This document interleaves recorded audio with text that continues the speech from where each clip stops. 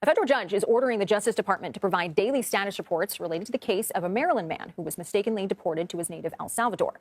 She issued this order after department officials told her they were unable to provide information she requested about Kilmar Garcia during a hearing held Friday. The 29-year-old father was accused of having ties to the gang known as MS-13. His lawyers deny this and say he has never been convicted of a crime in the U.S. or El Salvador. An immigration official acknowledged in a court filing earlier this month the Garcia's removal was an, quote, administrative error. CBS News Justice reporter Jake Rosen has been following this story and more for us. So, Jake, tell us more about what unfolded at today's hearing and then what happens next.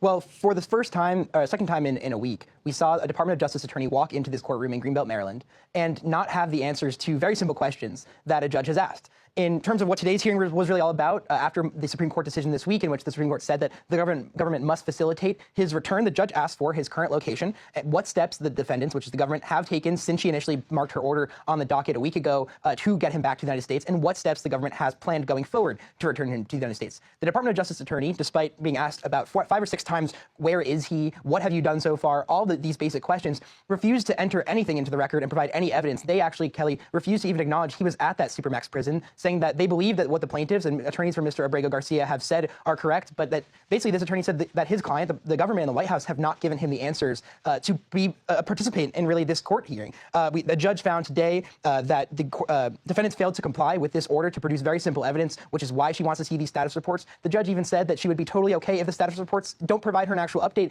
but at least acknowledge that there is some kind of work being done to bring him back. There'll be a hearing on Tuesday for a check-in after the weekend and a couple days next week as to what the government is actually doing to make his return back to the United States.